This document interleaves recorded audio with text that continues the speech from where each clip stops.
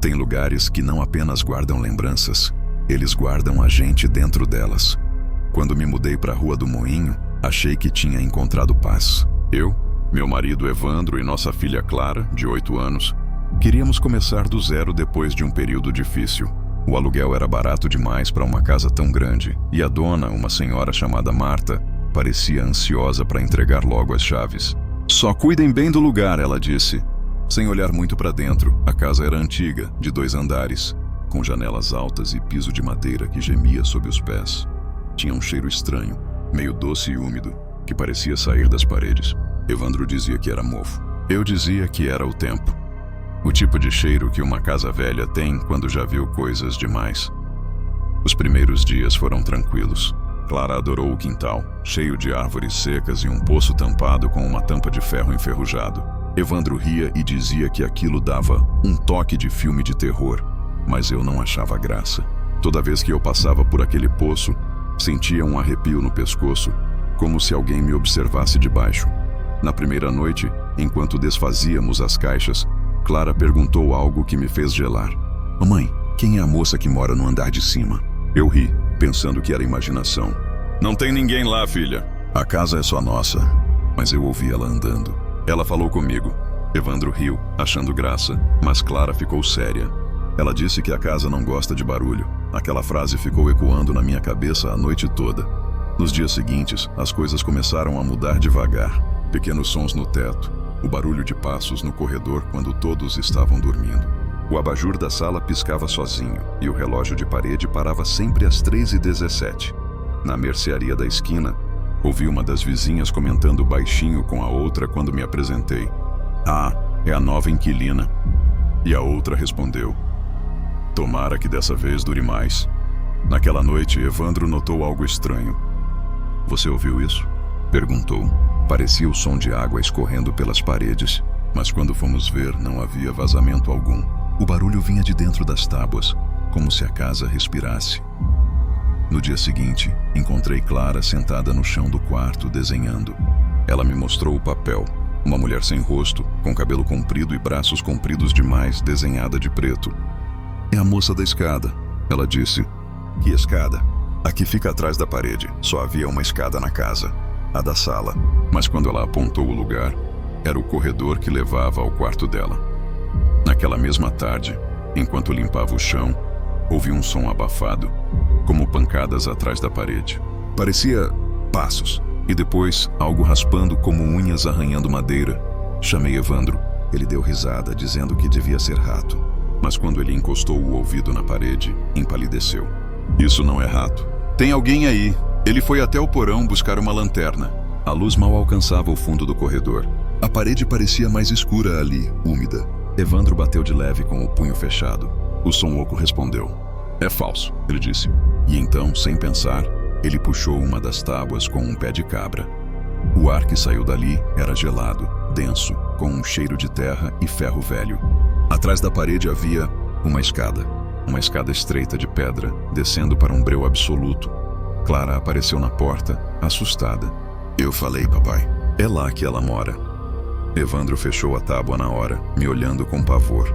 "A gente vai tapar isso amanhã", disse firme.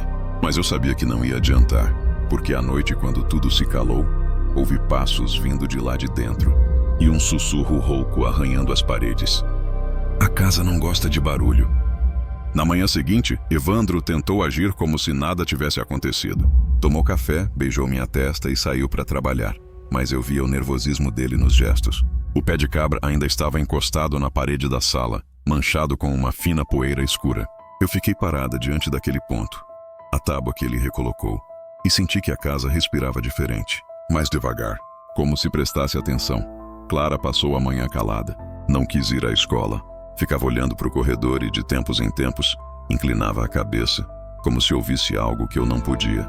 "Ela tá brava, mamãe", disse baixinho. "Quem, filha?" "A moça da escada." Eu tentei disfarçar o medo com um sorriso. "Não tem moça nenhuma, meu amor. A gente vai reformar essa parede, tá bom?" Mas à noite, enquanto lavava a louça, ouvi o som de novo. Passos lentos, arrastados, vindos de dentro da parede. Chamei Evandro, que voltou do trabalho cansado, mas ainda assim pegou a lanterna e foi conferir. "Eu vou selar isso de vez." disse ele, pegando martelo e pregos. Enquanto ele batia as tábuas, ouvi Clara gritar lá de cima. Corri, o coração na garganta. Ela estava no quarto, tremendo, apontando para a janela. "Ela tá lá fora!" chorou. Abri a cortina, mas não havia ninguém. Apenas o quintal escuro, o poço no centro e o vento balançando as árvores mortas. "Clara, é sua imaginação, tá bem?" Mas mesmo enquanto eu falava, vi algo que fez o sangue sumir do meu rosto. A tampa do poço estava ligeiramente aberta. Fui até lá com a lanterna de Evandro. A tampa era pesada, de ferro, e sempre ficava travada. Mas agora, parecia empurrada de dentro. Olhei para dentro. Escuridão absoluta. E o mesmo cheiro de ferro e mofo que senti na parede. Voltei correndo para dentro. Evandro me olhou sério. "Vamos dormir todos no mesmo quarto hoje." De madrugada, acordei com o som de alguém sussurrando. Uma voz rouca, distante, vindo do corredor. Vocês não deviam ter aberto. O abajur piscava, e Clara, entre nós, tremia, os olhos abertos. "Mamãe, ela subiu?" O piso rangeu. Um passo, depois outro. Evandro pulou da cama, pegou o celular para usar a lanterna. Mas quando a luz acendeu, não havia ninguém. Somente a marca úmida de um pé descalço no chão, indo do corredor até o pé da cama. Amanheceu com um silêncio que doía. Evandro insistiu em chamar um pedreiro para fechar de vez o lugar atrás da parede. O homem chegou no fim da tarde, examinou o ponto e disse: "Estranho. Isso aqui não é parede de alvenaria. É madeira sobre pedra. E parece que foi aberto antes. Antes." Ele bateu com o martelo e fez cara feia. "Tem espaço ali atrás, mas tá cheio de... não sei. Parece pano, corda velha." "Querem que eu tire?" Evandro olhou para mim e assentiu. Quando o pedreiro arrancou a tábua, o cheiro tomou o ar de novo. Ferro, mofo e algo podre. Atrás, enrolado em panos escuros, havia um vestido antigo, amarrado com uma fita vermelha. E dentro do tecido, um colar, de prata escurecida, com um pingente em forma de chave. O pedreiro se afastou. "Isso estava enfiado fundo. Quem colocou aqui não queria que fosse achado." Guardei o colar numa gaveta sem saber por quê. Naquela noite, sonhei com uma mulher parada na escada, o rosto coberto pelo cabelo, vestindo o mesmo tecido escuro. Ela segurava a chave e dizia com voz seca: "Fecha a porta." Antes que ela suba, acordei suando, o coração disparado. Corri para ver Clara. Ela dormia, mas a janela do quarto estava aberta, e o vento fazia o cortinado se mover como se alguém tivesse acabado de passar por ali. Na parede, com algo que parecia carvão, havia um desenho. 3 bonecos de mãos dadas, um homem, uma mulher, uma criança. E atrás deles, uma sombra maior, com braços longos, envolvendo os 3. Na manhã seguinte, Evandro estava diferente. Calado, olhos fundos. Disse que sonhou com a mesma mulher, mas no sonho ela falava com ele pelo espelho. Ela disse que a casa foi aberta, contou, e que o que estava lá embaixo agora não dorme mais. Pensei em ir embora, mas Evandro não quis. "Se a gente sair, parece que ela vence", ele disse. Naquela noite, ele levou o colar pro porão. Disse que ia colocar o objeto de volta onde devia estar. Fiquei com medo, mas ele parecia decidido, como se a casa falasse direto com ele agora. Ouvi os passos dele descendo, o ranger das tábuas, depois o silêncio. Minutos viraram horas. Quando desci para procurar, a luz estava apagada. A lanterna tremia na minha mão. No chão, o colar quebrado. E na parede, escrita com algo escuro, estava a frase: "A escada precisa de mais um." Evandro não respondeu quando chamei. Só o eco da minha voz subindo pelas tábuas, misturado com o som que vinha lá de baixo. Um som lento, úmido, como se alguém respirasse de dentro da parede. Depois daquela noite, Evandro não foi mais o mesmo. Ele voltou do porão suado, pálido, com o olhar perdido, mas dizia que estava tudo bem. Passava horas sentado na sala, encarando a parede fechada, como se esperasse que alguém respondesse de dentro. Eu tentava agir normalmente, cuidar das crianças, abrir a mercearia, mas o clima na casa ficou errado. O ar parecia mais pesado e até o relógio fazia um som diferente, mais grave, mais lento. Na terça-feira, acordei com barulhos vindos do quintal. Quando abri a cortina, vi Evandro de pé diante do poço. Ele estava sem camisa, com a lanterna apontada para dentro, murmurando algo. Desci correndo. "Evandro! O que você está fazendo aí?" Ele se virou devagar. Os olhos estavam vermelhos, fundos, como se não dormisse há dias. "Ela está pedindo para voltar", disse. "O colar era dela, Laura. Era dela." Tentei puxá-lo dali, mas ele segurou meu braço com força. Você não entende. Se ela não voltar, ela leva a gente, à tarde. Chamei o pedreiro de novo, dizendo que o piso estava cedendo no porão. Mas ele não quis mais entrar. Dona Laura, desculpa, mas essa casa tem coisa errada. Eu escutei batida no fundo da parede quando o seu marido desceu lá. Como se alguém respondesse de dentro. Naquela noite, Clara acordou gritando. Subi correndo e encontrei ela encolhida num canto do quarto. O espelho oval antigo que ficava sobre a cômoda estava embaçado, mesmo sem umidade. Mamãe, ela saiu do vidro, disse Clara chorando. E no espelho, bem no centro, havia uma marca de mão.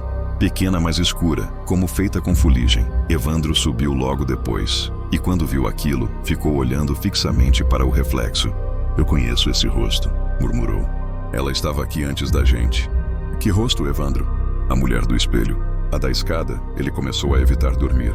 Passava as madrugadas sentado no sofá, o colar quebrado pendurado no pulso. Às vezes eu o ouvia sussurrando o nome dela, Silvia, um nome que eu nunca tinha ouvido antes. Perguntei de onde ele tirou isso, e ele respondeu. Ela me contou. No dia seguinte encontrei no sótão uma caixa antiga, cheia de papéis e fotos amareladas. Numa delas, uma mulher com um vestido preto, os cabelos presos e aquele mesmo colar no pescoço. Atrás da foto, em caligrafia antiga, lia-se Silvia, 1924, enterrada no poço. Meu corpo gelou. Levei a foto para Evandro, mas ele apenas sorriu. Um sorriso estranho. Eu disse que ela estava pedindo para voltar. Agora você acredita? Naquela noite a casa inteira parecia respirar. As paredes estalavam, o vento soprava pelas frestas como um sussurro contínuo. Clara dormia no meu colo e eu ouvia passos no andar de cima. Passos lentos, descalços, indo e voltando. Evandro levantou de repente e pegou a lanterna. É ela. Está subindo. Ele saiu correndo e eu fui atrás. A escada rangeu, o corredor estava escuro, e quando a lanterna acendeu, vimos algo que fez meu coração parar. O espelho da cômoda agora estava rachado, e o reflexo não mostrava a gente. Mostrava o porão, o poço, e algo subindo dele devagar. Braços longos, pálidos, molhados, agarrando as pedras. A luz piscou, e Evandro desceu gritando o nome dela. Corri atrás, desesperada. Mas quando cheguei ao porão, só encontrei o colar caído perto da tampa aberta do poço. O som que vinha de dentro era inumano. Uma mistura de água, respiração e choro. Peguei a tampa com toda a força e fechei. Preguei as travas, empurrei um armário por cima e levei Clara para o quarto. Ao amanhecer, Evandro ainda não tinha voltado. Fui à polícia, mas eles disseram que ele devia ter saído sem avisar. Voltei para casa com um peso no peito. No chão da cozinha, perto da parede onde tudo começou, havia pegadas molhadas. E na parede, riscadas com algo escuro, as palavras: Ele desceu. Agora é sua vez. Evandro nunca mais apareceu. A polícia fez buscas por semanas, mas nada encontraram. Nenhum rastro, nenhuma pegada levando para fora do quintal. Disseram que ele deve ter fugido, talvez perturbado, mas eu sabia. Eu sabia que ele nunca saiu daquela casa. Depois que ele sumiu, o silêncio ficou mais pesado. O relógio parou de marcar as horas, a madeira do piso começou a estalar sozinha. E às vezes, eu ouvia o som do portão se abrindo, mas lá fora não havia ninguém. Clara chorava à noite. Dizia que a moça da água chamava por ela. E eu comecei a sonhar. Sempre o mesmo sonho. Evandro me olhando do fundo do poço, as mãos tentando subir, a voz dele dizendo meu nome como um eco molhado, arrastado. O colar que ele usava reapareceu sobre a mesa da cozinha. Eu o guardei numa caixa, mas todas as manhãs ele estava de volta lá, no mesmo lugar. Na terceira noite ouvi o barulho de água gotejando dentro de casa. Fui até a sala e vi o espelho da cômoda, o mesmo que estava rachado, coberto por uma fina camada de água escura. Quando cheguei perto, percebi que a água não escorria da superfície, mas de dentro. E o reflexo? O reflexo não era o meu, era o de Silvia. Ela sussurrava algo que eu não conseguia entender. Uma língua antiga, quase um canto. O ar ficou gelado, a luz piscou e Clara começou a gritar do quarto. Corri, mas a porta não abria. Do outro lado, ela chorava dizendo: Mamãe, tem uma mulher molhada no meu quarto. Ela tá dizendo que quer você. Empurrei a porta com força até a fechadura se quebrar. O quarto estava vazio, mas o chão estava úmido, como se alguém tivesse saído de um banho e andado por ali. Peguei Clara no colo e descemos para a sala. O telefone tocou. A essa altura, ninguém mais ligava para mim. Então, o som do toque me fez gelar. Atendi com a mão trêmula. Do outro lado, uma voz rouca, arranhada, quase um sussurro. Você ainda está na minha casa. O som vinha misturado com ruído de água corrente. Desliguei, mas o telefone continuou tocando. Mesmo sem fio, aquele era o limite. Peguei as crianças e corri para fora. Mas quando olhei para a rua, percebi que a neblina cobria tudo. Era impossível ver mais de 2 metros adiante. O som de passos na calçada ecoava, lentos, arrastados. E entre eles uma voz feminina suave repetindo: Laura, devolve o que é meu. Corri de volta para dentro, bati a porta e algo do lado de fora arranhou a madeira. Tranquei tudo, abracei Clara e sentei no chão. Foi quando ouvi o som. Degoterrar. Pingos vindos de dentro da casa, do teto, das paredes, da porta. E por fim, do chão, onde uma pequena poça começou a se formar, bem em cima das palavras riscadas dias antes. Ele desceu. Agora é sua vez. O piso começou a vibrar e as tábuas cederam. Debaixo delas vinha um som de respiração, baixo, ritmado, como se algo estivesse esperando, bem sob os meus pés. Peguei Clara e corri para a porta dos fundos, mas o corredor parecia mais comprido. As paredes se distorciam, a luz do abajur oscilava e o cheiro de terra molhada invadia tudo. Cada passo era como andar dentro de um sonho ruim. Quando finalmente cheguei à cozinha, o armário que cobria o poço estava aberto, a tampa escancarada. A água fervilhava, como se algo respirasse dentro dela. E lá, no meio da escuridão líquida, vi o rosto de Evandro. Os olhos abertos, imóveis, os lábios se movendo devagar. Laura, desce comigo. Está tudo bem aqui. Clara gritou e eu a abracei com força. Mas por um instante, eu quase cedi. A voz dele era doce, calma, como a de alguém que finalmente encontrou paz. Dei um passo em direção ao poço. E foi a voz da minha filha que me trouxe de volta. Mamãe, não escuta! Ela tá usando ele? Então percebi. A voz não era mais dele. Era a dela. Uma mão pálida surgiu da água, agarrando o colar sobre a beira do poço. A corrente se esticou e o vidro do espelho da sala se partiu em 1000 pedaços ao mesmo tempo, como se o som tivesse atravessado a casa inteira. Eu corri, segurei Clara e saí, mesmo com a neblina fechando o caminho. Atrás de mim, a casa começou a ranger. As janelas batiam, o vento soprava como um grito. E então o som final, o colapso. Um estalo seco, profundo, como o de algo que finalmente cedeu ao peso do tempo. Quando o dia amanheceu, eu estava sentada no meio da rua, com Clara no colo. A casa não estava mais lá, somente o terreno, coberto de lama e pedaços de madeira encharcada. Os bombeiros disseram que a estrutura desabou durante a noite, mas ninguém ouviu barulho algum. Dias depois, voltamos para pegar nossas coisas no abrigo. No meio da mala, entre as roupas, estava o colar, molhado, e dentro dele, um pequeno espelho. Quando olhei para o reflexo, não era eu, era ela. Silvia sorriu e sussurrou: Agora é você que me guarda.